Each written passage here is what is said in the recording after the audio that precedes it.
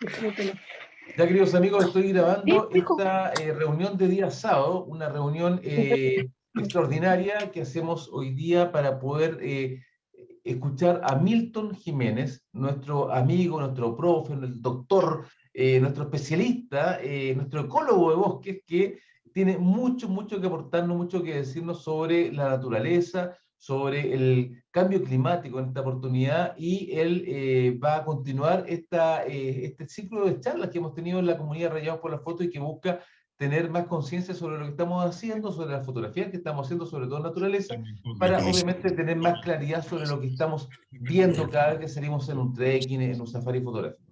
Así que voy a dejarlos con Milton, al que aprovecho nuevamente de agradecer, por supuesto, su gentileza, su disposición para poder compartirnos su conocimiento, para poder contagiarnos con su visión, y esperamos que cada vez tengamos más claridad sobre lo que estamos fotografiando en adelante, ¿no es cierto? Cada vez que vamos acercándonos a la naturaleza, la idea justamente es tener más conciencia de lo que estamos haciendo, más sentido de responsabilidad, y con nuestra misión de fotógrafos, de comunicadores, en definitiva, también ayudar a educar, a sensibilizar y a contagiar una mirada más cercana a la conservación y a la preservación. Así que gracias, Milton, por tu disposición. Te dejo el Zoom todo tuyo y adelante con tu charla. Perfecto. ¿Me escuchan bien, cierto? Se escucha Estamos perfecto. bien. Ya, impecable. Alguien está rayando mi presentación, ¿eh? Sí, alguien rayó Lo vamos a perseguir hasta el infinito y más allá. Sí. Bueno, primero que nada, gracias, Cristian, por la invitación.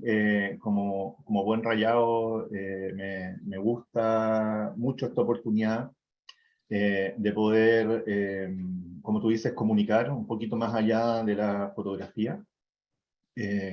Cuando conversamos con Cristian, una de las ideas era poder darle un valor agregado, ¿no?, a nuestros trekking, a nuestras salidas, y poder un poco entender lo que vemos en nuestro entorno cuando vamos a la naturaleza. Ese es el sentido.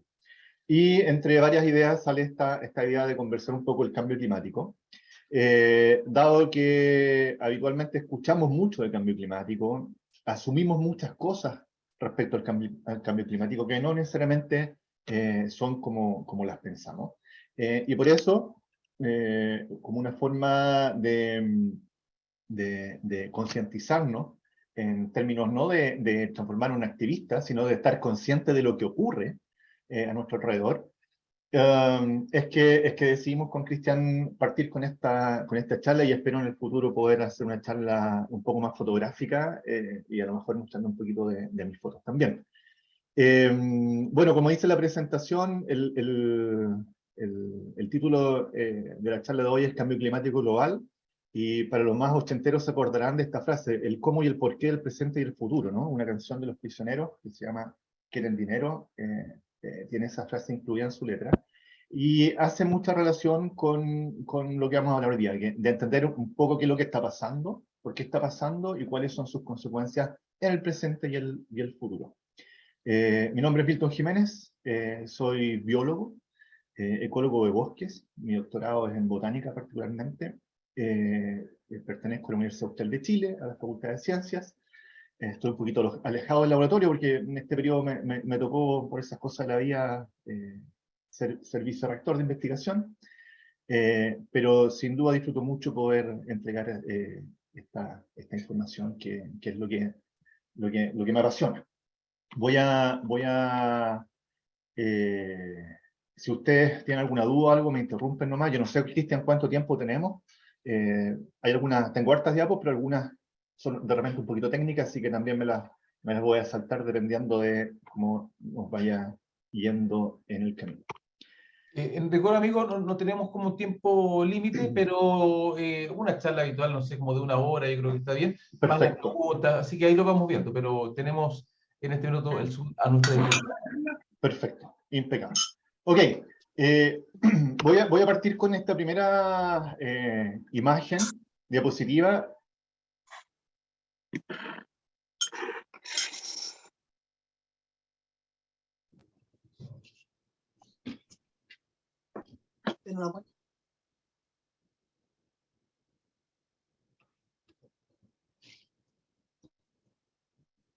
clima constantemente está variando. ¿Okay? Y si uno, voy a ver si esto me permite tener puntero, a ver, déjame un segundo. Anotar, creo que no hay puntero. Lo perdí.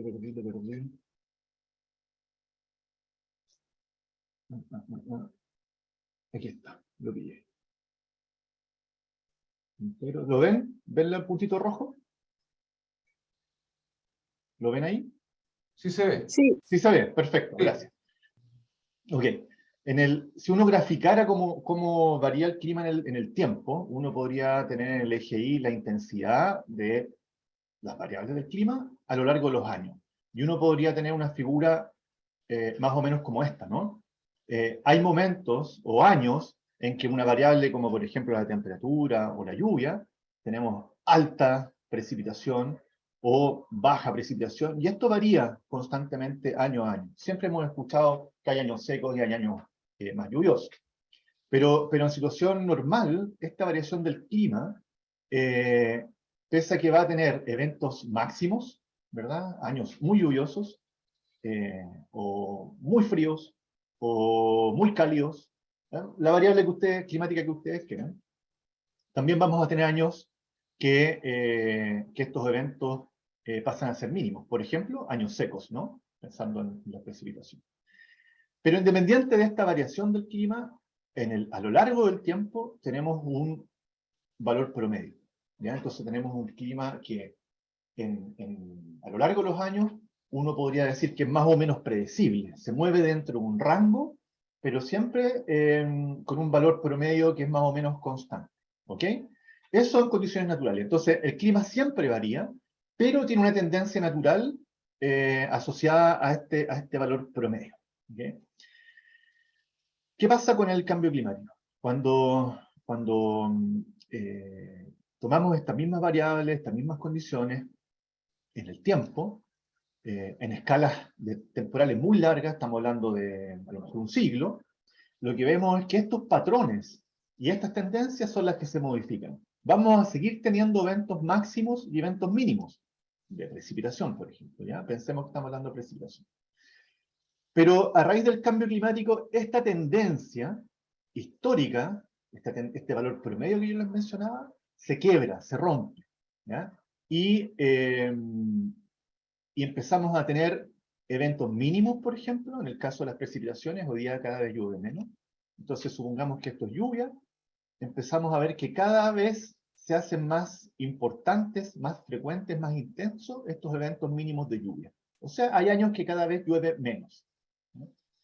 Y por lo tanto, este valor promedio histórico que veíamos anteriormente, ahora se rompe, y la tendencia, fíjense que esto es importante, la tendencia climática es al descenso. Y esa tendencia climática está manejada, conducida por estos eventos extremos de sequía en este caso, ¿no? Me pasé al otro lado. Uno podría hacer esta misma figura con la temperatura, ¿no? Y cada vez tenemos años más cálidos, o los años cálidos pasan a ser más frecuentes, y por lo tanto lo que uno vería es la ruptura de esta tendencia, si fuera temperatura, hacia arriba, ¿no? Empezamos a tener años más cálidos. Bueno, eso explica de alguna manera el por qué muchas veces la gente no entiende el cambio climático, como muestra esta caricatura. Porque algunos momentos llueve mucho, en Te algunos quiero con momentos toda mi nieva. panza. Te diría con todo mi corazón, pero mi panza es más grande. Qué huete, Raúl. Gracias por quererme tanto, pero te voy a pedir apagar el micrófono, por favor. Lo acabo de ver. Gracias. Y como les decía, lo que uno ve hoy día y se extraña es estos eventos climáticos extremos, ¿no? Que tenemos un año muy lluvioso, de repente está nevando en lugares donde no nevaba, o tenemos un año muy caluroso. Entonces, las personas nos confundimos de alguna manera y decimos, bueno, ¿qué pasa? ¿Está cambiando el clima o no está cambiando el clima? Y en realidad lo que está ocurriendo es que los eventos extremos están siendo cada vez más intensos, más frecuentes, y por lo tanto cambia la tendencia general que yo les mencionaba hace un momento. Entonces, pensemos ahora en temperatura, ¿no? Que es como quizás lo más evidente y lo más llamativo a nivel planeta. Y esta imagen es súper decidora y muy explicativa. Fíjense que si uno mira aquí a la izquierda arriba, tiene en grados Celsius, una escala de grados Celsius, en blanco la temperatura promedio, histórica de un determinado lugar del planeta. En azul, temperaturas bajo ese promedio, o sea, más frío. Y en amarillo y naranjo, temperaturas sobre ese promedio. Y esta imagen, perdí aquí, aquí está. Y esta imagen lo que nos muestra fíjense, desde 1880 en adelante, cómo estas temperaturas promedio en distintos lugares del planeta van cambiando. ¿Sí? Y esto ratifica un poco lo que yo les decía. De repente en un determinado lugar tenemos temperaturas altas un año, después temperaturas bajas el otro, etcétera, etcétera. Pero a lo largo del tiempo, fíjense que nos vamos acercando ya a principios del siglo pasado, a mediados del siglo pasado, el planeta se empieza a colocar cada vez más amarillo, ¿no? Y las temperaturas por los lugares azules empiezan a desaparecer. Y ya en los 80, fíjense, ya en los 80 estábamos con temperaturas sobre el promedio. En los 90 ni hablar, en el 2000. Y ya en esta última década, efectivamente, hemos pasado prácticamente a tener un planeta amarillo y naranjo, ¿no? Entonces, tremendamente evidente cómo la temperatura ha ido subiendo en el tiempo. Oye, y aquí viene la gran pregunta, y es lo que me gustaría tratar de dejar como gran mensaje. Tratar de entender por qué se está calentando la Tierra, ¿ya? Hay varias teorías, o se pusieron sobre la mesa en algún momento varias teorías, que tienen que ver con tormentas solares, la posición de la Tierra, etcétera, etcétera. Y esta figura grafica todas esas variables, ¿no? En el eje Y del gráfico, en esto, tenemos la temperatura, y lo que vemos es que en los últimos años, ¿cierto? La temperatura ha ido aumentando respecto al promedio. Cuando uno mira cómo ha cambiado la órbita de la Tierra, fíjense que la órbita de la Tierra, que es una variable que se pensó en algún momento que podía influir, no ha cambiado. Sí cambia la temperatura, pero no la órbita de la Tierra. Veamos otra variable, la radiación solar. ¿Se correlaciona la radiación solar o el impacto del Sol con el alza de temperatura? Tampoco. Tampoco es eso. Entonces uno puede ir descartando con evidencia científica el efecto de distintas variables sobre la temperatura. Actividad volcánica, también se dijo en un momento, actividad volcánica del planeta estaba relacionada, y fíjense que no, pese a que hay variación en la actividad volcánica, no se correlaciona con la temperatura o aumento de temperatura. Ni cambios de la órbita, ni radiación solar, ni actividad volcánica en su conjunto, si uno la suma, tampoco están relacionadas con el calentamiento del planeta. Pero fíjense, aquí aparecen otros factores naturales. Muchos factores naturales, ¿sí? Que podría incluir tampoco, ¿ya? Y me falta una variable que es muy importante. Fíjense, el cambio de uso del suelo, o sea, cómo modificamos la tierra. También es una variable, la deforestación, por ejemplo. Fíjense que no está relacionada directamente. El ozono, ustedes habrán escuchado de la capa de ozono, ¿no? ¿Cierto? Si bien se ha deteriorado, ¿Qué se está tampoco está calentando en la Tierra? relacionado. Tampoco está correlacionada. Hay una tendencia a aumento, pero no está correlacionada. Fíjense los aerosoles. ¿Tienen relación los aerosoles? Hay cada vez menos aerosoles para proteger la capa de ozono, pero miren, gases de invernadero. Y aquí lo voy a tener un momento. Gases de invernadero. Ninguna de las otras variables se correlaciona con tanta fuerza como los gases de invernadero. Si bien el ozono, habían variaciones ahí un poquito sobre la media, los aerosoles habían disminuido, no hay ninguna variable que se asocie con tanta fuerza a los gases de invernadero. Los gases de invernadero básicamente es CO2, ¿no? Atmosférico. Entonces, en la práctica, ¿qué es lo que les quiero decir? Que hoy día tenemos certeza que pese a que han habido muchas hipótesis, la variable que se asocia con más fuerza al calentamiento de la Tierra es la producción de gases de invernadero. Eso es la evidencia que nos entrega la ciencia. Y aquí viene lo interesante. Fíjense que algunos dicen, bueno, esto ha pasado otras veces en la historia del planeta, y efectivamente, ¿sí? Han habido aumentos de niveles de CO2 en la atmósfera, ¿ya? Hace 400.000 años atrás, fíjense, hace 250.000 años atrás, hace 150.000 años atrás, estamos hablando de una escala geológica, ¿ya? Muchos, muchos años.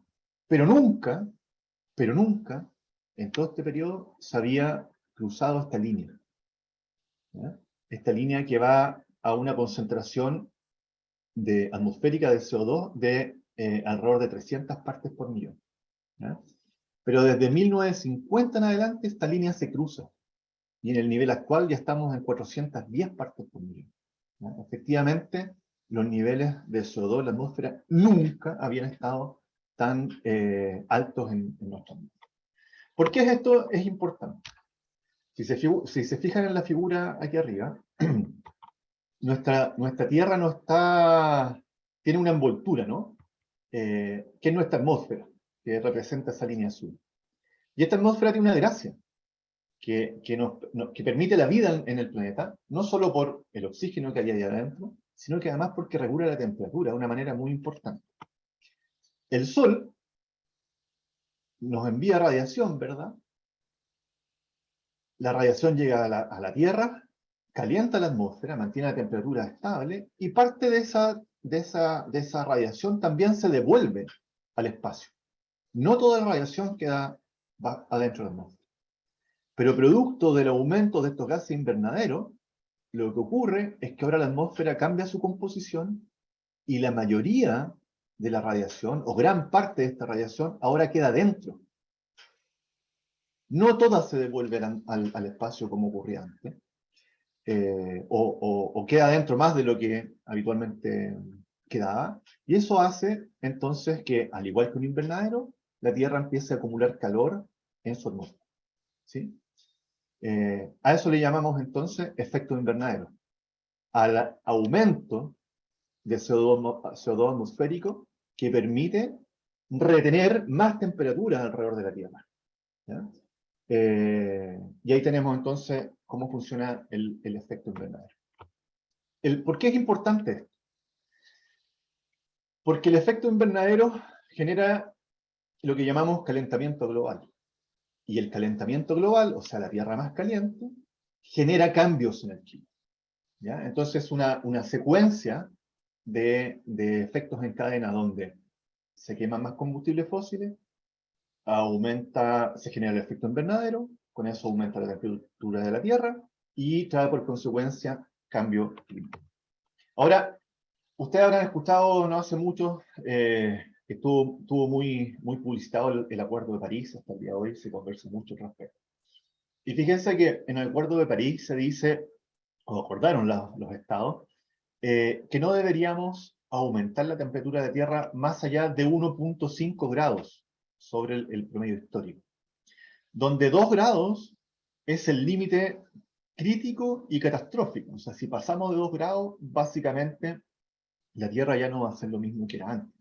Entonces, uno se pregunta, bueno, ¿por qué 2 grados si no es tanto? 2 grados no es nada, ¿cierto? Cuando uno tiene un verano con 25 grados o con 27 grados, da lo mismo, ¿verdad? Pero aquí estamos hablando de la temperatura promedio del planeta. O sea, para subir la temperatura promedio 1.5 grados o 2 grados significa que los momentos donde la temperatura es extrema es mucho mayor a lo que habitualmente es. Y esta figura lo representa. Tenemos aquí el promedio, ¿no? Podemos mover un poquito el promedio, pero fíjense que acá, en el extremo, pasamos de calor a calor extremo, ¿sí? Entonces, pequeños cambios en promedio significa grandes e importantes cambios en los extremos, que tiene que ver con la primera figura que yo les mencionaba, ¿no? Donde los eventos extremos se hacen cada vez más intensos, más potentes, más frecuentes, ¿no? Y es con esos eventos extremos con los que nosotros como humanidad difícilmente vamos a poder lidiar, ¿ah? Sequías extremas, inundaciones extremas, olas de calor extremas, etcétera, etcétera, etcétera. Por eso, cuando uno le dicen que la Tierra va a subir 0,2 grados de un año para otro, de repente uno no se preocupa, dice muy poquito. Pero lo que tiene que pensar es que eso significa grandes cambios al momento de generar eventos climáticos extremos, ¿ya? Y esos grandes cambios están reflejados, o se reflejaron quizás por primera vez de manera súper, súper dramática, el año 2016, donde se quebraron, se rompieron todos los récords históricos del planeta, de temperatura, perdón, en muchos lugares del planeta. Y uno de esos lugares fue Chile, ¿ya? El cuadradito de color rojo más oscuro representa dónde se rompieron los récords históricos, ¿ya? De temperatura. Y fíjense que Chile, si ustedes se acuerdan, por ejemplo en Linares creo que llegamos cerca de 42 grados. ¿Ah? Y se pasó por primera vez esa barrera. Y así ocurrió en muchos otros lugares, ¿no? Por lo tanto, cada vez vamos a tener, insisto, veranos con eventos de temperatura más extremos. No quiero avanzar. Ahí sí. Lo que les decía hace un rato. Entonces, tenemos más CO2 en la atmósfera. Eso genera el calentamiento global, ¿cierto? Primero, más CO2 en la atmósfera, perdón, es mayor efecto invernadero, ¿cierto? O el efecto invernadero hace que tengamos calentamiento global, y ese calentamiento global, entonces, modifica el clima, generando el cambio climático o esta ruptura en las tendencias históricas con mayor frecuencia de eventos extremos. ¿Nos debemos preocupar por el cambio climático? Yo creo que sí, ¿ya? Es evidente que hasta el día de hoy probablemente podemos lidiar con él, pero lo que viene en el futuro es tremendamente dramático, creo yo, y esto lo digo bien honestamente como científico. Yo creo que no nos hemos siquiera imaginado lo que nos va a tocar vivir a nosotros o probablemente a nuestros hijos, ¿ya? Y esta frase lo reduce todo, lo resume todo. Y es que probablemente la vida en el planeta no va a ser como la conocemos, ¿no? De pasar estos límites que se han propuesto.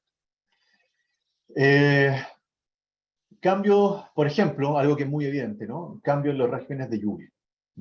Lo veíamos recién, lo conversamos recién, cada vez más sequía en algunos lugares o inundaciones en otros lugares. Si nosotros miramos, esta figura es bien dramática.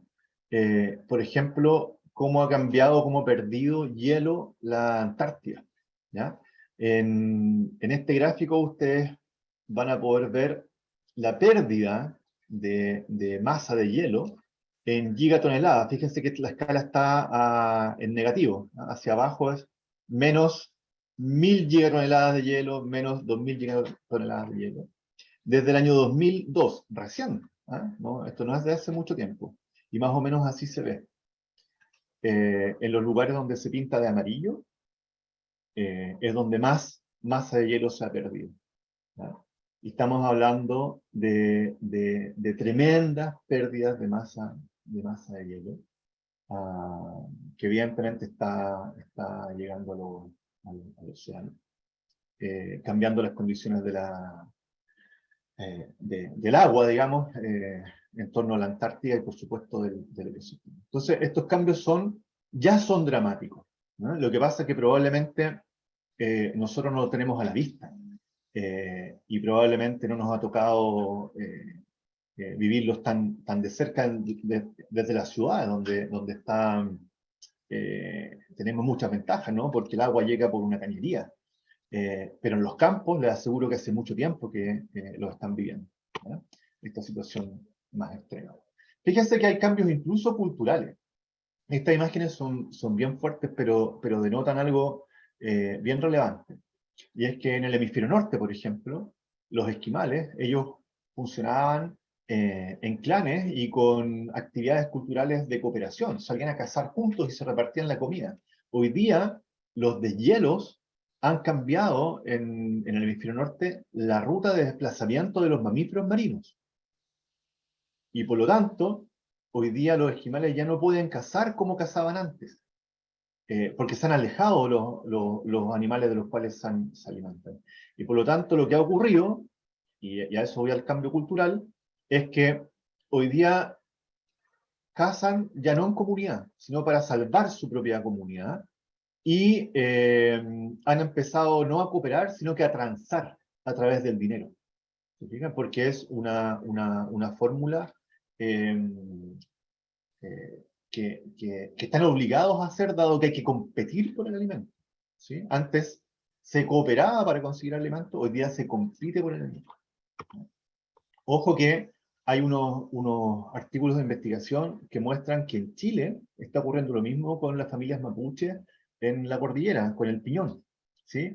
Y que no tiene que ver con el cambio climático directamente, son varias otras variables. Una de esas tiene que ver con el aumento de la demanda del piñón, porque se ha transformado en un alimento gourmet, pero además hay menos piñones, ¿sí? Producto de la sequía, etc. Entonces, se extrae más piñón y ya no queda en la comunidad, en la casa para alimentarse, sino que se vende, ¿sí? Entonces ahí hay una mezcla de situaciones que modifica la cultura. Bueno, esto es bien conocido también, el aumento del nivel del océano va a hacer desaparecer varias islas y varios lugares costeros en el mundo, ¿no? Por ejemplo, solo como dato, los océanos podrían subir de 26 a 82 centímetros en el 2100. Uno dirá, bueno, pero no es ni un metro. Bueno, para islas que tienen un par de centímetros de altura por sobre el nivel del mar, efectivamente eso es importante. ¿Y cuándo se vuelve más importante? Cuando tenemos, por ejemplo, un periodo de mal tiempo. Es que la ola ya no llega a 10 metros hacia el interior, ahora va a llegar a 80, 100, 200 metros hacia el interior. ¿Mm? Es bien paradójica esta leyenda, me gusta mucho. Ahí dice en inglés, yo no creo en el calentamiento global, ¿no? Y en la práctica las personas están inundando sus pueblos producto de esta situación.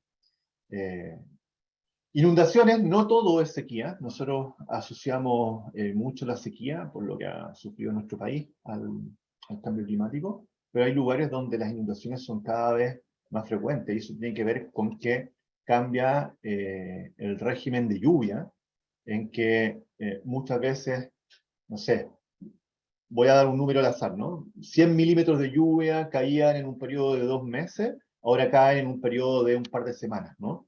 Y por lo tanto esa agua o el terreno no está preparado para recibir esa agua. También ocurre porque donde antes nevaba, hoy día cae agua, ¿sí? La precipitación es sólida, por lo tanto, en vez de que esa agua que retenía en la montaña, se va hacia abajo y genera inundación. Eso ha generado migraciones. Uno de los grandes problemas que está generando hoy día ya el cambio climático es las migraciones de las zonas rurales a las ciudades e incluso entre países, ¿no?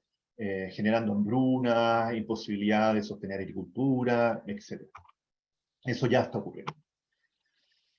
Esta imagen es bien, para mí, que trabajo en ecología de bosque, es bien impresionante. Son del hemisferio norte, y aquí les quiero mostrar un dato.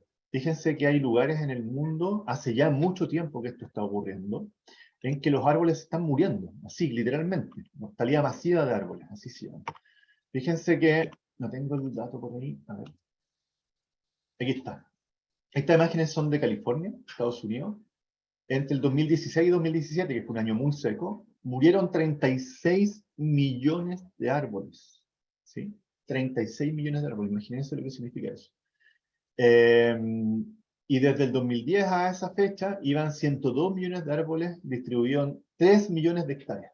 Entonces estamos hablando de tremendas extensiones donde parte de los árboles mueren. ¿Qué significa eso en la práctica? Un impacto terrible sobre la biodiversidad, porque los árboles son los que, si uno pensara en la ecología de ecosistemas que nos enseñan en el colegio, los árboles a través de la fotosíntesis ingresan la energía a los ecosistemas, ¿sí? Y esa energía después se distribuye por las cadenas tróficas a los otros organismos. si no tenemos bosque, gran parte de esa energía no ingresa, ¿ya? Y las cadenas tróficas se debilitan. Entre otros efectos, ¿ya? Los incendios, a los cuales ya cada vez nos acostumbramos más. Por un lado, en nuestro país tiene dos problemas, ¿no? Uno, aumenta las temperaturas, hay menos agua, está todo seco, y además tenemos plantaciones forestales que nos entregan mucho combustible para encender bajo esas condiciones. Entonces se conjugan varios elementos. Desabastecimiento de agua, es increíble la gente probablemente que están en esta charla y que es del norte, probablemente no tiene idea que en Chiloé reparten agua con camiones aljibes, ¿no? Aquí a los alrededores de Valdivia también. En La Unión, Río Bueno, Osorno, en las zonas rurales se reparte agua con camiones aljibes. O sea, hoy día en lugares donde el agua era tremendamente abundante, no está disponible para las personas. ¿Sí? Eso es una realidad. Está ocurriendo hoy.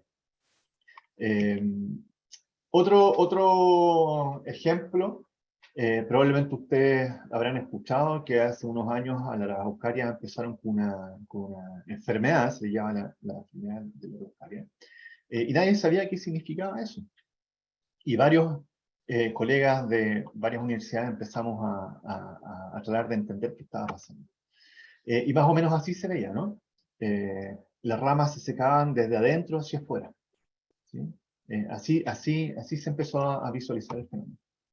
Y ¿se acuerdan que yo les mostraba que en California había muertos árboles en grandes cantidades producto de la sequía? Yo particularmente en mi laboratorio propuse esa hipótesis y la fuimos a probar, ¿ya? Porque yo no voy a entrar aquí en el detalle de cómo se mueren los árboles, ¿ya? Pero una de las causas que genera la mortalidad de árboles es que bajo sequía los árboles no pueden hacer fotosíntesis. Y por lo tanto no tienen, ustedes saben que las plantas fabrican su propio alimento a través de la fotosíntesis. Las plantas empiezan a perder la capacidad de autoalimentarse, ¿ya? Y no producen carbohidratos. Y se empiezan a gastar las reservas que tienen en las raíces. Y llega un momento en que no producen ni su alimento, ni le quedan reservas, ¿ya? Eso se llama régimen de hambre. Lo estoy explicando de manera muy simple, pero para que de alguna manera me entiendan, la planta al no tener agua, deja de hacer fotosíntesis y se empieza a morir de hambre. Y eso es lo que fuimos a ver si le estaba pasando a las araucarias, y hicimos algunos experimentos rápidos, y evaluamos la cantidad de carbohidratos en araucarias que estaban enfermas y aquellas que estaban sanas, en 2 lugares de Parque Nacional Conguillo. Y lo que encontramos, no me voy a meter aquí con la parte técnica, y es que efectivamente, en los sitios donde nosotros evaluamos, aquellas araucarias que estaban enfermas, en color naranja, tenían carbohidratos muy por debajo de aquellas que estaban sanas, ¿sí? Particularmente, esto es almidón, ¿no? En el sector del centro de informaciones, que conocen Conguillo, es probablemente donde estaban las diferencias significativas más importantes. Ahora, fíjense, no sé si tengo Sayapo, pero fíjense que aquí estamos hablando de, por ejemplo, que Araucaria tenía acá en Chile un rango de almidón de entre 2 miligramos por gramo de materia seca, entre 2 y 4. No se olviden de esa cifra, por favor. Entre 2 y 4, si quieren entre 2 y 6, si quieren involucrar ese otro dato, ¿ya? Pero ese es el rango, entre 2 y 6%. Aquí está. Las reservas de Araucaria que nosotros encontramos estaban entre 2 y 6%, ¿ya? Y ese nivel de reserva es tremendamente bajo cuando uno lo compara con plantas de otros lugares del mundo. Es tremendamente bajo. Y efectivamente, lo que nosotros vimos que estaban bajo un régimen de hambre. Cuando no tienes la energía suficiente para generar todas tus funciones biológicas, ¿qué es lo que pasa? Te debilitas. Y eso hace que te ataquen patógenos. Uno, cuando tiene las defensas bajas, ¿cierto? Cualquier bicho a uno lo enferma. A Araucaria pasaba lo mismo. Al no tener esta energía disponible, empezó a ser atacada por insectos y por hongos, ¿ya? Que fue algo de lo que muchos colegas evidenciaron. ¿Por qué yo les decía que no se olviden de ese número, de entre 2 y 6%? Fíjense que en estos lugares donde ocurre mortalidad masiva de árboles, ¿sí? Aquí tenemos otra conífera, ¿sí? Picia avis del hemisferio norte. Cuando entra en este proceso de carbon starvation, perdón, régimen de hambre en español, entra en este régimen de hambre con un 2.4% de reservas de almidón. Y nosotros estábamos entre 2 y 6. O sea, la araucaria está justo en el rango donde otros árboles comienzan a morir. Entonces, es tremendamente importante el efecto que puede tener la sequía sobre la sobrevivencia de la araucaria en este caso. Ustedes dirán, bueno, ¿la araucaria es un caso aislado? No, fíjense que el 2015, que fue la sequía más importante de los últimos 50 años en la región de Los Ríos, registramos un evento de mortalidad masiva en la zona de Panguipulli, por ejemplo, y hacia Comiribé también, si no me equivoco. Y lo que ven aquí ustedes, espero que lo puedan ver bien, estas son coihues, secos y muertos, y todavía se pueden ver, ¿eh? Están en una isla cuando uno va por la ruta de los lagos de Panguipulli a la cordillera. Lo que se ve atrás del volcán Muchachos Huencos. Coihues, robles, ulmos. Acá también, este era como un manchón, no sé si lo logran ver ustedes bien, la fotografía no ayuda mucho, pero aquí hay un manchón seco, ¿ya? Y acá se nota mucho más verde, más amarillo. Y aquí había muchas especies, habían ulmos, arrayanes, notros, si no me equivoco, si mal no recuerdo, entre otros. Y más o menos así uno empezó a ver estos eventos de mortalidad masiva. Esta foto que está aquí a la izquierda arriba me llegó por Twitter. Una persona que sabía que yo me dedicaba al estudio de los bosques me dice, oye, ¿por qué está llegando el otoño tan temprano? Y aquí estamos a mediados de febrero. Entonces, mediados de febrero, imposible que sea otoño. Y eso a mí me prendió la alerta y empezamos a recorrer la zona, empezamos a hacer estos registros. Y efectivamente lo que estaba pasando es que los árboles se estaban muriendo. La sequía más importante de los últimos 50 años. Entonces, este fenómeno ya está en Chile. Y en los últimos, yo diría, en los últimos 2 años se han mostrado muchas imágenes de los bosques de la zona de Talca, la cordillera, zona metropolitana, etcétera, donde efectivamente hay mucha mortalidad de árboles. Dentro del estudio que se hizo rápidamente, estos datos no son míos, son de un colega, Martín Vermeeren, que vive en esa zona y él hizo registros de mortalidad. Fíjense que a no todas las especies las afecta igual la sequía. Aquí abajo, por ejemplo, tenemos el Botrus buximum, que es el notro, el chilco, la murta, el ulmo, el coihue, el lingue, el roble, y así sucesivamente. Los que más aguantaban era el arrayán, el maqui. Ojo que el arrayán en general vive en lugares húmedos, entonces a lo mejor eso también lo protege. ¿Ya? Y esta me lo voy a saltar porque es bien técnica. Entonces, hoy día en Chile podríamos pensar que la sequía es probablemente uno de los fenómenos de mayor impacto, ¿ya? Particularmente en los bosques, que es donde yo trabajo, pero también sabemos que en los campos, en el norte, ¿no? Sabemos que la ganadería es prácticamente imposible, las cabras ya no tienen agua en los cerros, no hay forraje, etc. Producto de la sequía. Esta imagen nos dice de alguna manera cómo la reducción de lluvia ha estado impactando el territorio. En puntos rojos, los sitios donde la sequía es más intensa. Tenemos también cierta coincidencia con el aumento de los incendios en esta área y el incremento en el uso de camiones aljibes para repartir agua. Fíjense que en la octava región es uno de los lugares donde más agua se reparten camiones aljibes y hacia el sur esto ha ido incrementando. ¿Qué es lo que nos dicen los modelos climáticos para el futuro? Y es que Chile está dentro de los países que más efectos adversos va a recibir producto del cambio climático. Fíjense que esto es precipitaciones, y Chile está acá en naranjo como uno de los países donde se van a reducir las precipitaciones con mayor fuerza, ¿ya? algo que ya vemos que está ocurriendo. Y aquí nacen un montón de preguntas, cómo sustentamos la producción agrícola, cómo nos resguardamos de la mayor frecuencia y magnitud de los incendios, cómo aseguramos el abastecimiento para las personas, etcétera, etcétera, etcétera. Este cuadro de Edvard Munch me gusta harto, porque de alguna manera se llama El Grito, de alguna manera representa la actitud que probablemente vamos a tener en un par de años, ¿no? Todos nos vamos a estar agarrando de cabeza diciéndonos, bueno, ¿por qué no hicimos nada antes, no? Mientras tanto, lo que hay que hacer es juntar un poco de agua, no nos va a ayudar mucho si es que en la práctica no buscamos las fórmulas para revertir los efectos que hemos generado en el clima.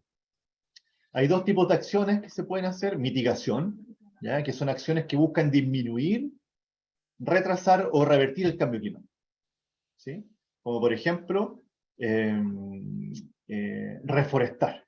Porque si reforestamos, absorbemos el CO2 de la atmósfera y por lo tanto podemos evitar que avance el cambio climático. Y adaptación es que frente a que el clima está cambiando, tenemos que hacer acciones que nos permitan vivir con estos cambios en sí, ¿ya? Y como les decía, nuestro plan nacional de cambio climático plantea que la reforestación es probablemente la principal acción de mitigación que podemos hacer nosotros como personas, como país, para reducir el CO2, ¿ya? De la atmósfera. Y aquí, fíjense, esta figura es muy, muy interesante y nos muestra un poco lo que yo les estoy diciendo porque es importante. Antes que avance, tengo que hacerle la introducción. Lo que muestra esta figura, esta imagen, es cómo cambia el CO2 atmosférico en el planeta entre las estaciones del año, ¿ya? Entre invierno y verano del hemisferio norte. Esta es una figura que armó la NASA, por lo tanto está pensada en el hemisferio norte. Entonces, fíjense cómo cambia. Se me perdió la escala, perdón. Aquí está. Lo que estamos viendo es que en azul hay menos CO2 que el promedio, y en naranjo hay más CO2 que el promedio de la Tierra, ¿sí? Y ahí va. En marzo, que allá es invierno, verano acá en el hemisferio sur, fíjense que hay mucho CO2 en la atmósfera, ¿sí? Muchísimo.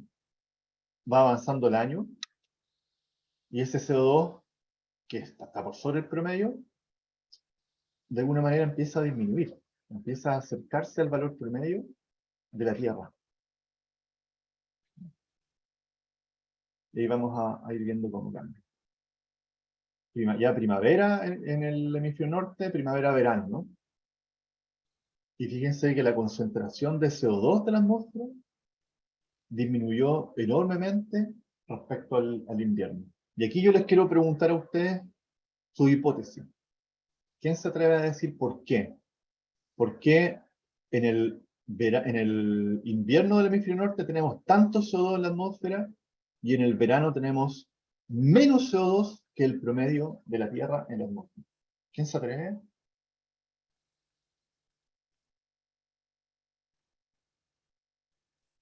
Anímense, chicos. ¿Quién dice algo? A ver. Por la Asumo que será calefacción. por la calefacción que usan en el hemisferio norte. El uso de gas o de carbón en países grandes, Estados Unidos, Alemania, Rusia. Perfecto. Ni un problema, yo esa hipótesis se las compro. ¿Por qué se las compro? Porque en el hemisferio norte tenemos mayor densidad poblacional y evidentemente se queman combustibles fósiles para calefaccionarse, ¿no? En el hemisferio norte. Pero hay otra variable importante que la vamos a descubrir después. Ahora la pregunta al revés. ¿Por qué entonces en verano tenemos menos CO2 atmosférico que el promedio de la Tierra? En invierno estamos produciendo más CO2, una de las variables, hay otras también, ¿no? Pero estamos produciendo más CO2. ¿Qué pasa en verano? La fotosíntesis. Pero ¿qué pasa con el CO2 que estamos produciendo? Producimos menos, ¿no? Uno podría pensar eso. Pero además, ¿quién dijo fotosíntesis? La Jessica. Jessica, ¿y por qué la fotosíntesis no generaba ese efecto en invierno y solo en verano? Por las condiciones ambientales que son favorables para el crecimiento de las vegetales, las algas. Perfecto. Esa es la respuesta. En la práctica, en invierno producimos más CO2, pero en el hemisferio norte tenemos, la mayoría de los bosques son caducifolios, no tienen hojas, no están haciendo fotosíntesis. Y los bosques de conífera, que son siempre verdes y sí tienen hojas, están bajo nieve. Por las bajas temperaturas no están activos. Pero cuando llegamos primavera-verano, se activan todos los bosques y empiezan a hacer fotosíntesis y empiezan los caducifolios a producir nuevas hojas y a brotar y a crecer. Y entonces son los bosques los que son capaces de modificar las concentraciones de CO2 de toda la Tierra. ¿Sí? ¿Y cuál es el mensaje aquí? Efectivamente, la mejor estrategia que podemos realizar para reducir los niveles de CO2 atmosférico tienen que ver con reforestar, ¿sí? Porque ahí capturamos el CO2 de la atmósfera y lo transformamos en biomasa y queda almacenado en esos bosques, ¿ya? Por eso es tan importante la reforestación como principal acción de mitigación para reducir el CO2 de la atmósfera. Pero ojo, que la reforestación tiene un fuerte impacto, que puede ser positivo o negativo, sobre la disponibilidad de agua. Acuérdense que nosotros en Chile no solo vamos a tener problemas de aumento de temperatura, sino que además vamos a tener menos agua, ¿sí? Y si yo reforesto mal, probablemente voy a estar capturando CO2, pero además podría estar modificando la disponibilidad de agua en el territorio. Y aquí el mensaje es que no da lo mismo con lo que yo reforeste. Porque si yo reforesto con plantaciones comerciales, pino y eucalipto, probablemente lo que voy a hacer es reducir la disponibilidad de agua en las cuencas. Mientras que si yo reforesto con árboles nativos, probablemente voy a regular el ciclo hídrico de mejor manera y aumentar la disponibilidad de agua. Y este es un trabajo que realizó Antonio Lara, un colega de la universidad, ya hace un par de años. Fíjense que en el que estoy mostrando con el puntero, ¿no? Esto significa la escorrentía, es decir, cuánta agua escurre en una cuenca por un estero, ¿ya? Entonces piensen en agua corriendo por un estero, ¿ya? Y abajo tenemos el porcentaje de bosque nativo, ¿ya? Mientras cada punto corresponde a una cuenca, ¿ya? A una cuenca, este trabajo fue hecho entre la octava y la novena región. Si esa cuenca tiene mayor porcentaje de bosque nativo, tengo mayor agua, cantidad de agua corriendo por los esteros. Si tengo poco bosque nativo, tengo menos agua corriendo por los esteros. Y todo lo contrario, cuando tengo plantaciones exóticas. Si tengo poca plantación exótica, tengo más agua corriendo por los esteros que cuando tengo un alto porcentaje de plantación exótica en la cuenca. Por lo tanto, no da lo mismo con qué reforestar. ¿Ya? Y eso es súper importante, porque hoy día se plantea desde la industria forestal que plantar pino y eucaliptus es súper positivo para el cambio climático, pero solamente para una variable, que es la captura de CO2. Otra variable relacionada con el cambio climático que tiene que ver con la pérdida de agua es tremendamente negativa, ¿ya? Fíjense que este dato es muy interesante. La escorrentía, o sea, el agua corriendo por los esteros, aumenta un 14% por cada 10% de bosque nativo que yo pongo en una cuenca, ¿sí? O sea, yo pongo un 10% de bosque nativo en una cuenca y probablemente voy a obtener cerca de un 14% más de agua corriendo por mis esteros. ¿Qué es lo que vemos en el país? Que todo apunta a lo contrario, ¿ya? Decisiones que hemos tomado en el pasado de cómo usamos el territorio, lo que demuestran es que estamos transformando el paisaje. Fíjense, este es el año 73, año 87, año 99 y el 2008. Esta es la novena región, ¿ya? Y en la práctica, esto en matorrales en general, Hay mucha zona agrícola en la zona del Valle Central, pero en café oscuro vemos cómo han ido aumentando las zonas con plantaciones de exóticas, ¿no? Y vemos también cómo ha disminuido el bosque nativo. Por lo tanto, hemos tomado malas decisiones, ¿ya? En el contexto del cambio climático, aquí mi perspectiva no tiene que ver con economía, nada. Yo estoy hablando del contexto del cambio climático. Probablemente es una tendencia que vamos a tener que revertir para poder enfrentar el cambio climático. Planificación territorial es súper importante. Esto no quiere decir que no plantemos pino y eucalipto. La pregunta es, ¿dónde podemos y dónde no podemos? ¿Ya? Por eso hablamos de planificación territorial. No podemos plantar eucaliptos en una cuenca que abastece, por ejemplo, una zona agrícola importante, donde tenemos comunidades que viven del agro, porque probablemente vamos a generar un déficit hídrico hacia abajo, ¿ya? Tenemos que elegir los lugares donde realizar determinadas actividades, ¿ya? Tenemos que buscar compatibilidad para múltiples actividades en el territorio.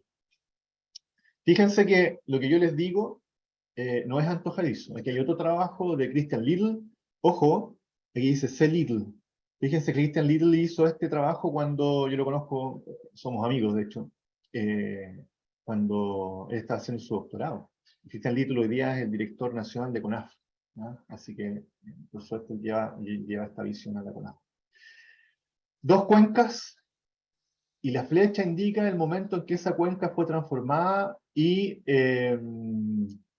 se reemplazó en la cobertura vegetal que había en esa cuenca por plantaciones, ¿ya? Y fíjense que apenas se hace el reemplazo, se reduce la escorrentía, ¿sí? Significativamente cambia la disponibilidad de agua en los hospederos. Estas fueron reemplazadas por pino radiata y se reduce de 19, perdón, y lo que cambió fue entre un 19 y 52% de la cobertura vegetal fue cambiada a pino. Entonces, ojo con las especies que usamos para reforestar, ¿ya? Deberíamos usar especies nativas, no especies forestales. Por un lado, porque no solo tenemos que pensar en capturar CO2, sino que además debemos pensar en cómo conservamos agua en las fuentes, ¿ya? Y además tienen que soportar el clima futuro, ese es otro tema. Una de las cosas que yo he hecho en mi laboratorio es justamente calcular instrumentalmente las tasas de transpiración de los árboles. Cuando hablo de transpiración, no piensen en la transpiración de uno cuando hace deporte, ¿no? Cuando hablamos de transpiración en las plantas, estamos hablando de consumo de agua. ¿Cuánta agua es absorbida por las raíces? Pasa por todo el árbol y luego se evapora desde las hojas hacia la atmósfera, ¿ya? Entonces, el consumo de agua de un árbol. ¿Cuánta agua saca del suelo y la evapora a través de la hoja y la lleva a la atmósfera? Y aquí hay algunos datos, ¿ya? Para que tengamos la referencia. Este estudio yo lo hice comparando una cuenca que tenía bosque nativo a un lado y tenía plantación de eucaliptus al otro. Lo hice aquí en la zona costera de Valdivia, en Chaihuín. Y fíjense que los árboles nativos, ¿ya? Por ejemplo, el coihue, transpira o consume 0.07 litros por centímetro cuadrado de diámetro, ¿ya? Si uno cortara el árbol y le saca una rodela, así como cuando uno hace una torraja de tomate, ¿cierto? Le saca una rodela al árbol. De esos centímetros estamos hablando al día, ¿ya? 0.07 litros al día por centímetro cuadrado, ¿ya? Un árbol puede tener, no sé, 40, 50 centímetros. El ulmo consume menos, el avellano consume menos, el olivillo consume menos, y así, ¿ya? Hay diferentes. Pero el eucalipto es uno de los que más consume, 0.09. Ahora ese es el valor por árbol, ¿ya? Y no me quiero detener ahí, a donde los quiero llevar es que cuando uno suma todo el consumo de los árboles nativos en un bosque nativo, ¿ya? Consume en una hectárea 1.656 litros al día. Pero una misma hectárea de plantación de eucaliptus consume 6.750 litros. O sea, yo comparo una hectárea de bosque nativo en el mismo lugar, en el mismo suelo, el mismo cerro, la misma lluvia, el mismo sol, el mismo viento. La plantación de eucaliptus consume prácticamente 4 veces más agua que un bosque nativo, ¿ya? Y esto explica, de alguna manera, lo que yo les mostraba anteriormente. Y ya voy terminando, ya, pues si están muy aburridos. ¿Cómo funciona el bosque? Y esto es súper importante de entender en términos hidrológicos. ¿Cómo funciona el bosque y por qué es tan importante la cobertura vegetal sobre una cuenca? Cuando llueve, ¿cierto? Aquí está la flecha sur. Cuando llueve, llega agua a este bosque, pero gran parte de esa agua queda en las copas de los árboles. Eso se llama intercepción, ¿ya? Y parte de esa agua llega al suelo por goteo, pero una parte muy importante se evapora, vuelve a la atmósfera. De lo que llega al suelo, ¿cierto? Por la lluvia, por el goteo, qué sé yo, una parte escurre. El agua que uno ve escurrir por el suelo, ¿no? Pero hay otra parte importante que se infiltra hacia lo profundo del suelo y se almacena en el suelo. El suelo actúa como una esponja, ¿no?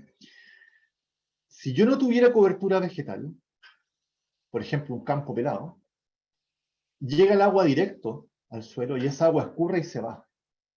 El suelo probablemente va a estar compactado y poca agua va a infiltrar y va a ser almacenada en el suelo. Pero cuando yo tengo bosque nativo, tengo raíces de distintos tamaños, de distinta profundidad, y lo que hacen esas raíces es generar espacios en el suelo, y por lo tanto el suelo se transforma en una verdadera esponja, ¿ya? ¿Por qué es importante eso? Porque cuando no llueve, yo tengo el suelo con mucha agua, ¿ya? Es un reservorio de agua.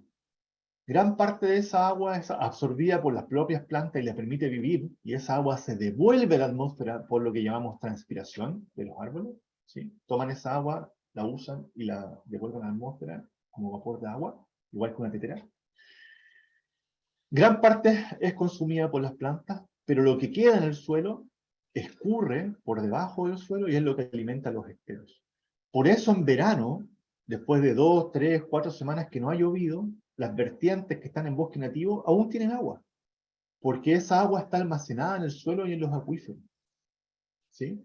Pero cuando uno ve en el cerro del frente una plantación de eucaliptus, ese reservorio se perdió, porque los eucaliptus, ciertos eucaliptus, consumen 4 veces más agua que el bosque nativo, y por lo tanto se toman el agua mucho antes que el bosque nativo, y se agota ese reservorio, y por lo tanto se secan las vertientes. ¿Ya? Por eso es tan importante la cobertura vegetal, ¿ya? No solo por el agua que consume, sino también por las condiciones que generan el suelo para almacenar y retener agua. Entonces, me voy a saltar esto porque de alguna manera ya está explicado. En el fondo, el mensaje es que podríamos perfectamente recuperar las capacidades de almacenamiento de agua frente al cambio climático, ¿cierto? Si es que lográramos reforestar con especies nativas. Porque las especies nativas permiten generar esta situación o condición física del suelo que actúa como una esponja, pero además consumen poca agua. Y queda agua disponible para almacenar los esteros. Mientras que si tenemos plantaciones, consumen mucha agua y no hay agua disponible para los esteros. Hoy día, si uno ve una fotografía como esta, esto es cerca de Cabrero, hace unos años atrás, en la 8ª región. Fíjense que lo que uno ve es un paisaje completamente fragmentado y destruido, sin planificación de uso del territorio. Acá vemos plantación de eucaliptus, acá vemos pino y al fondo más pino, ¿no? Suelos muy degradados, áreas agrícolas, pero en la práctica lo que vemos es un uso intensivo y una destrucción de la cobertura vegetal original. Por lo tanto, en un contexto de cambio climático, esto es tremendamente peligroso. En resumen, para ir cerrando y poder conversar un poco, Chile está generando acciones de mitigación, sí, ¿ya? Sin embargo, poca capacidad de adaptación, ¿ya? No estamos generando acciones para saber cómo vivir, ¿ya? Con el cambio climático. El abastecimiento de agua para las ciudades depende de lo que pasa en los sistemas naturales. Ojo con eso, porque estamos acostumbrados a abrir la llave, ducharnos, abrir la llave y tomar agua. Pero eso depende de lo que pasa fuera de las ciudades. Y lo que pasa fuera de las ciudades no lo controlamos ni nosotros, y probablemente desde el Estado no hay una política para controlarlo. Porque lo que pasa en la propiedad privada, nosotros no podemos tomar decisiones, ¿no? Lo que un propietario hace o no hace en un terreno. Pero sin embargo podríamos intencionar ciertas políticas con incentivos, planificación, acuerdos voluntarios, etcétera, que ayuden a regular el ciclo hídrico en las cuencas. Y por lo tanto necesitamos, a partir de las últimas imágenes, planificar el uso del territorio, ¿ya? Con una visión de cuenca para adaptarnos a los futuros escenarios del cambio climático. Aquí tenemos que pensar en cooperación, ¿no? No en competencia, no tenemos que decir, no tenemos que pensar en cómo lo hago para yo sacar más agua, sino que lo que tenemos que pensar en términos comunitarios es cómo lo hacemos para generar las condiciones para que a nadie le falte agua, ¿ya? Eso, creo que ahí está. Gracias por la paciencia, espero no haberlos aburrido. Tengo varias otras diapos por ahí más abajo, pero podrían funcionar como respaldo. Voy a dejar de compartir para que nos veamos las caras. Prendan sus cámaras los que quieran. Fui muy técnico, ¿no? Me fui muy en la... No, para en lo nada. técnico, ya. Sí, que a veces uno se entusiasma en eso y traté de no irme muy en el dato duro. ¿Qué opinan, chicos? ¿Algún comentario, pregunta, reflexión? Yo tengo una pregunta. Carolina.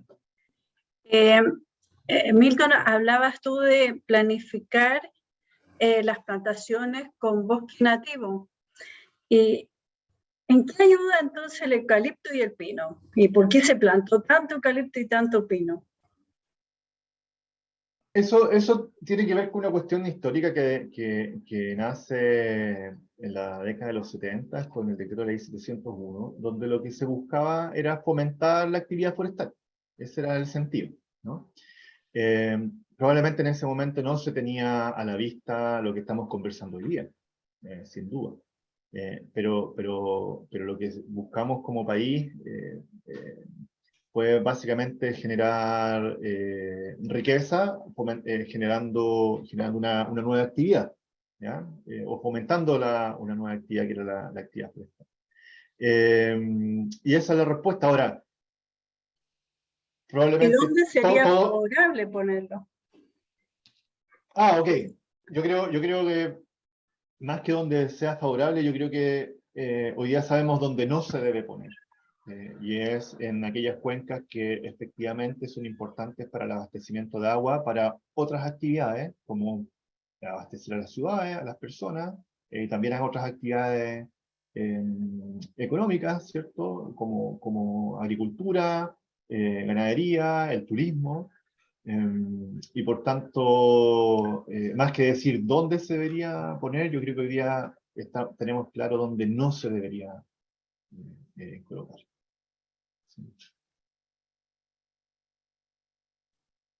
Yo que tengo una pregunta, Milton. Fernando por acá. Dale, Fernando. A ver, hace un tiempo se hablaba de, yo no sé si todavía se habla del tema del cambio en los polos magnéticos de la Tierra y cómo influían las corrientes y también las inundaciones y todo ese cuento. ¿Eso tiene relación con este tema del cambio climático?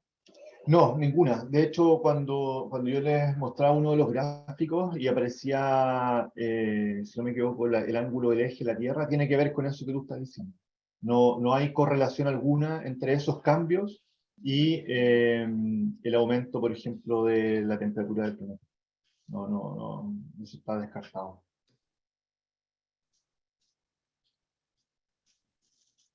Hola. Hola. Hola a todos. Milton, muchas gracias. De verdad, muy interesante y lo explicaste súper bien. Volviendo al tema de la planificación que hablaste, ¿hay alguna entidad o algo que regularice estas plantaciones que hacen los que se dedican a eso? No, porque en la práctica, si yo tengo un terreno y quiero plantar algo ahí, nadie me puede decir lo que yo hago o no hago dentro de mi terreno, ¿ya? Entonces, aquí la propiedad privada prima por sobre todo.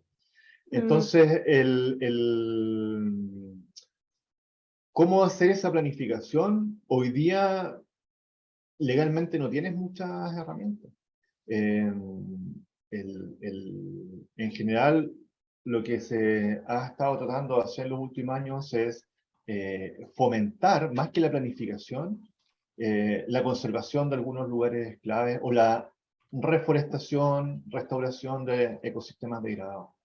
Lo que yo sé, por ejemplo, por lo que he conversado con la gente con AF, es que efectivamente ellos están buscando fórmulas junto al Ministerio de Medio Ambiente para generar instrumentos de planificación. El problema es que eso siempre choca con el tema de la propiedad privada. Entonces, tenemos que hacer cambios profundos en nuestra legislación para que nos permita poner en algún nivel, no estoy diciendo ni más arriba, ni más abajo, un lado o el otro, no tengo idea, no es mi ámbito, pero en algún nivel, el bien común, ¿sí? Por sobre el interés del propietario.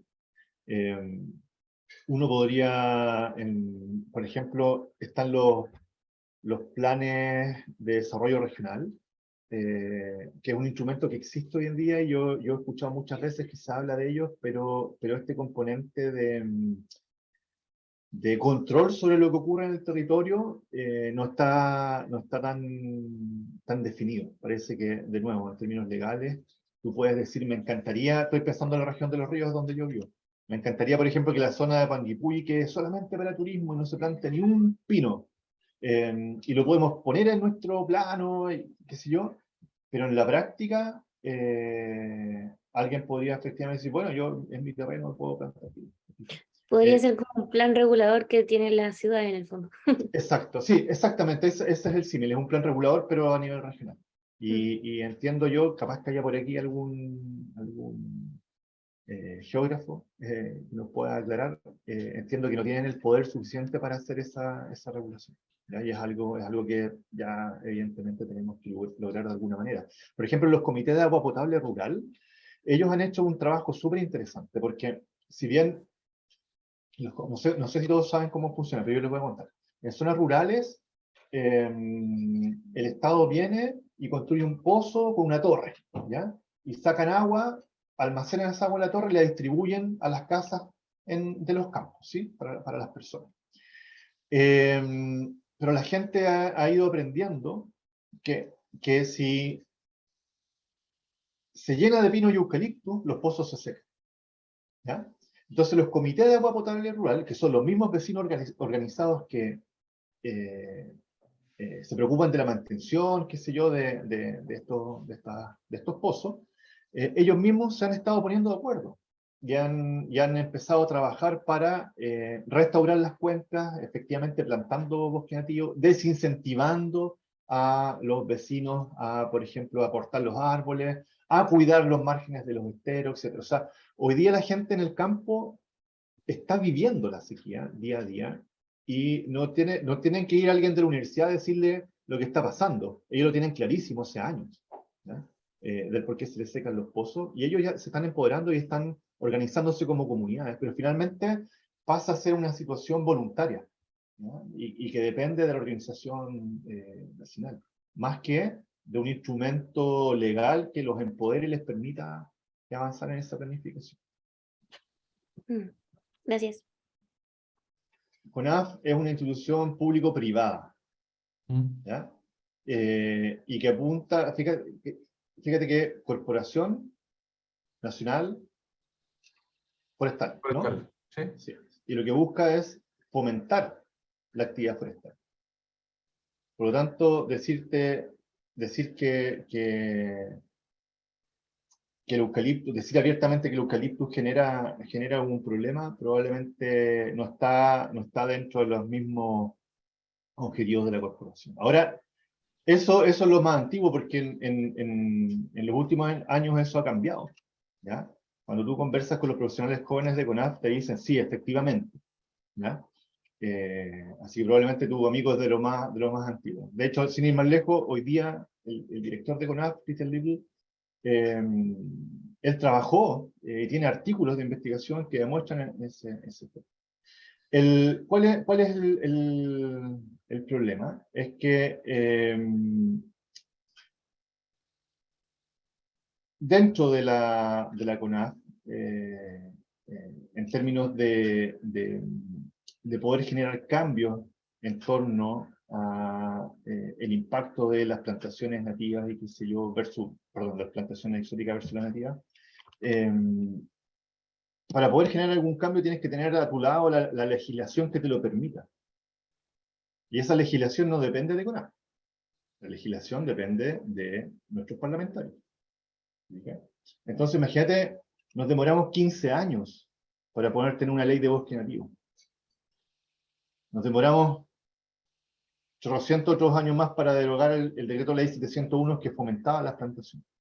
Entonces, es muy difícil que alguien desde CONAF, incluso estando consciente del problema, pueda hacer algo, ¿ya? Más allá de los planes reguladores, más allá de respetar los márgenes de las plantaciones respecto a los cursos de agua. Desde la CONAF nos genera las políticas. ¿Se fija? Entonces, muchas veces apuntamos con el dedo a la CONAF, pero la CONAF finalmente ejecuta lo que la ley le manda. Si la ley le dice, tú tienes que poner un pino en medio del estero, bueno, lo va a hacer. ¿Se fija? O lo va a permitir, si alguien se lo pide, ¿ya? Porque está dentro del marco de la ley. Entonces lo que tenemos que modificar es la ley para que CONAF o quien sea pueda efectivamente tener herramientas que apunten en el sentido de poder hacer una planificación. Sí, se entiende. ¿Alguien más quiere hacer una pregunta? Milton, sí, quiero hacer otra pregunta. Porque en unos sitios, la 9ª región, unos sitios de mis viejos, habían efectivamente eucaliptos que fueron cortados, ¿cierto? Y los renuevo todos los años, que estarlos podando porque no hay forma de matar los renuevos de eucaliptos. Se intentó colocando árboles nativos, pero ninguno se dio en realidad. No sé si el terreno se muere definitivamente o hay alguna forma, algún tratamiento que hacerle al terreno para poder colocar bosque nativo. Chuta, depende harto del terreno, ¿ah? Depende harto del terreno, porque cuando son terrenos que antes, por ejemplo, fueron de uso agrícola, que están súper degradados, claro, cuesta que algunas especies de árboles nativos prendan. Fíjate que cuando se forma un bosque de manera natural, hay algo que se llama sucesión ecológica. Y es que cuando el suelo está, imagínate, después de una erupción volcánica no hay nada de suelo, pura roca, pura lava. Primero llegan los líquenes, llegan los musgos, se empieza a juntar un poco de arena, se descompone materia orgánica, qué sé yo, y llegan algunos pastos. Después de los pastos unos arbustos, después árboles, lo que llamamos pioneros, ¿no? Y al final llegan los árboles, ya esos gigantes que forman el bosque. Entonces, si tu predio está degradado inicialmente y quieres poner árboles que son del final de la sucesión ecológica, no van a aprender porque no van a tener las condiciones. Tienes que poner los árboles nativos del inicio de la sucesión ecológica. ¿Ya? Los carneperros, por así decirlo. Entonces va a depender un poco de las condiciones de suelo que tengas ahí. Suelo, agua, sombra. Entonces es un poco caso a caso. Si tuvieras, por ejemplo, suelos con mucha materia orgánica y suelos muy ricos nutricionalmente, voy a poner un ejemplo. Y tú dices, este suelo es ideal porque es el típico suelo que hay dentro del bosque, voy a poner un olivillo. El olivillo en la selva valdiviana crece adentro del bosque en la sombra. Si lo plantas chico, pleno sol, se te va a morir igual, como que lo regas todos los días. Entonces va a depender de las condiciones del suelo que tienes tú y la especie que vas a plantar. Esas dos cosas hay que echar una mirada. Entonces a lo mejor no es culpa de los eucaliptos que hay ahí, a lo mejor es culpa de las condiciones del sitio.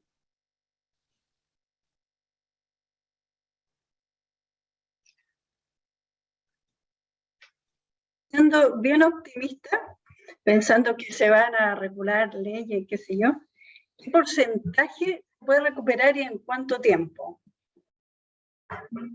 Porcentaje, perdón, o sea, que como que se recupere esto del cambio climático, que no genere, que se genere más esto, no sé. Mira, yo creo, Carolina, que está difícil. está difícil no cruzar los 1.5 que esperamos que no pase. Está difícil porque en este planeta no todos los países son ricos. Y por lo tanto no todos los países pueden necesariamente aplicar los recursos para avanzar en reforestación, modernizar, qué sé yo, la industria. La mitad del planeta todavía se desarrolla a pala y picota. Entonces, los esfuerzos tienen que ser súper fuertes, y yo creo que tiene que llegar el momento en que efectivamente los países desarrollados subsidien a los países pobres, entre comillas, para salvarse, ¿no? Yo lo veo súper complicado. Podemos retardarlo probablemente, podemos hacer que nos demoremos más en llegar a ese 1.5, pero así como va la curva creciendo en el gráfico, es bien desalentador. Y cuando uno ve las reuniones de las COP, la COP 25, 26, claro, todos rascan vestiduras y sí, hay que salvar el planeta, pero en la práctica uno vuelve al país y las cosas siguen igual. Los cambios que se están generando probablemente son más lentos de lo que el problema está avanzando. No quiero decir que no estén ocurriendo cosas. No quiero decir que no hayan países que no se hayan puesto las pilas. De hecho, Chile es un país que se ha puesto las pilas, pero de manera espectacular respecto a otros países del mundo, sin ser un país desarrollado. Pero nosotros somos un granito de arena en la playa, pensando en territorio, recursos, etc. Los grandes países, como Estados Unidos, por ejemplo, siguen quemando combustibles fósiles a granel como si no pasara nada. Entonces, China, ni hablar, va a pasar harto tiempo antes de que podamos ver que la curva de incremento de los gases invernaderos empiece a estabilizar. Y mientras eso no pase, difícilmente vamos a poder modificar las condiciones del atmósfera. Entonces, está difícil, está difícil. ¿Qué quieres que te diga?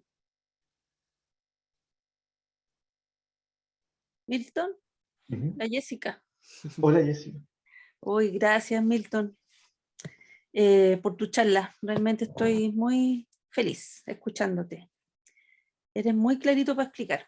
Oye, mira, te quería hacer una consulta respecto de qué es lo que uno puede hacer, digamos, no pensando, digamos, en las empresas o en las personas que toman las grandes decisiones. Uno como ciudadano normal de este planeta, ¿qué podría uno hacer para ayudar, digamos? Oye, un montón de cosas, porque finalmente piensa que los habitantes del planeta no somos empresas.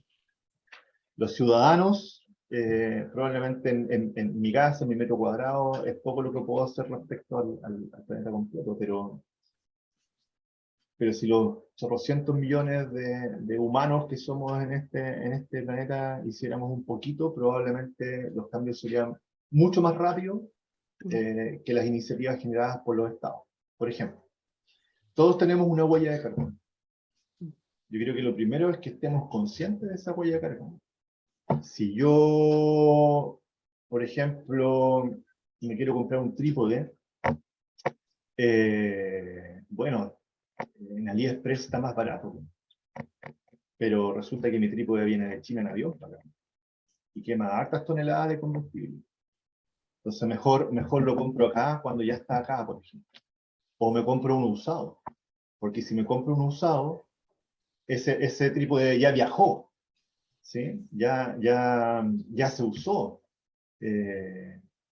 Voy reduciendo mi huella de carbono. El uso de los envases. Más allá de cuando uno dice reciclar y reutilizar, no piensen en que eso genera más o menos basura.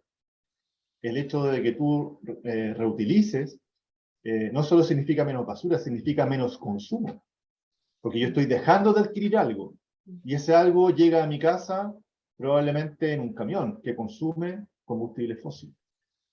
fija? Y fue almacenado en una bodega y fue traído de no sé dónde. ¿Te fijas? Entonces, cambiar los hábitos de consumo, la reutilización de los recursos. ¿Cuántos de ustedes tienen ropa en el closet que no usan hace años? Bueno, esa ropa probablemente viene de China, po. ¿Te fijas? ¿Era necesario haberse comprado esa blusa que usaste 2 veces en tu vida? Porque todos tenemos ropa que hemos usado con suerte 2 veces en la vida. ¿Te fijas?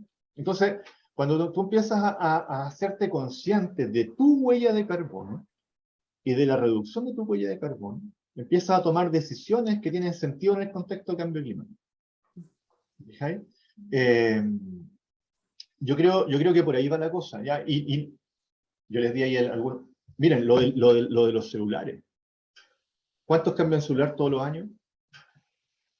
¿Es necesario cambiar celular todos los años? ¿Ese celular de dónde viene? El efecto de la batería. ¿De dónde sale el plástico? Todos los insumos del celular. Todos los cables que trae adentro vienen de la minería. El plástico viene de combustible fósil.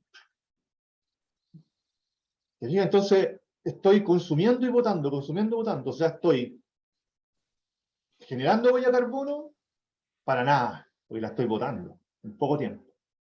¿Okay? Entonces, hay un montón de decisiones que uno puede tomar que incorporan reducir la huella de carbono. Entonces, si todos redujéramos nuestra huella de carbono, probablemente tendríamos un efecto importante.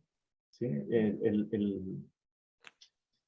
El consumo de bienes es probablemente uno de los grandes problemas, ¿sí? Porque eso aumenta significativamente la demanda de recursos naturales y la huella de carbono. Oye, Milton, igual te quería hacer otra consulta. ¿Qué opinas tú con todo este boom que hay de sacar el pompón? Que yo lo veo, o sea, es una cuestión en Maullín, por ejemplo. El otro día fui y era puro secador de pompón. Ya no están secando algas, están secando puro pompón. Y en Chiloé, ¿para qué decir? Pues? Entonces, me gustaría que, digamos, nos contaras cuál es tu percepción de eso. Hay 2 problemas con el pompón. En realidad, harto más. Pero en este contexto hay 2 problemas importantes. Las pomponeras, ¿cierto? Pomponales, tienen varios nombres, curveras también. Son tremendos reservorios de agua. ¿Sí? Entonces, cuando tú tienes, lo mismo que les decía yo antes, entre el bosque nativo y las plantaciones, imagínense que tiene una pradera pelada, un pasto pelado, llueve y esa agua escurre, ¿sí? Porque el suelo está muy compactado. En los pomponales no, pues ahí el agua se absorbe y se retiene, no escurre y se va. Y eso entonces después infiltra y recarga los acuíferos. Si tú sacas los pomponales, probablemente cuando llueva esa agua se va a ir y no va a ser retenida y no va a cargar los acuíferos. Entonces vas a incentivar, vas a incrementar la sequía. ¿Ya? Tiene ese efecto. Pero además cuando tú sacas los pomponales, las turberas en general abajo, tienen una cantidad de carbono almacenado, pero increíble. Porque son cientos o miles de años en que esa turbera se ha ido descomponiendo y el carbono que está en el tejido vegetal, en vez de irse a la atmósfera, va quedando abajo. Se van generando capas y capas y capas de carbono. Por lo tanto, si tú sacas el pomponal, dejas ese carbono expuesto, los microorganismos hacen lo suyo y ese carbono vuelve a la atmósfera. ¿Sí? Entonces, además, estamos generando emisiones de CO2 y sacando ese CO2, justamente el CO2 que queremos que esté retenido y que no vuelva a la atmósfera. ¿Diga? No sé, tienes esos 2 elementos en el contexto del cambio climático que son bien importantes. Gracias, Milton.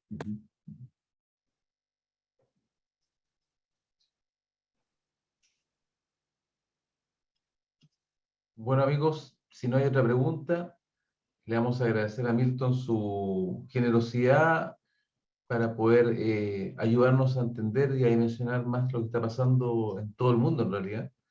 Y claramente de todos va dependiendo ir haciendo ese cambio. tenemos desde la idea de plantar el arbolito, pero yo creo que más allá de participar en campañas de ese tipo, que siempre hay que hacerlo, la responsabilidad en nuestro propio consumo, en nuestros propios hábitos, como decía Milton, también es importante, y educar con el ejemplo. Eso siempre es lo que finalmente tiene más resultados, ya desde nuestro comportamiento en los safaris hasta nuestra vida diaria, en lo cotidiano, en las cosas que compramos, lo que consumimos, va ayudando a no seguir incentivando el deterioro del planeta. Así es, la leña seca, no se olviden, los del sur. Leña seca o cambiar tecnología también. Súper importante. Eso es.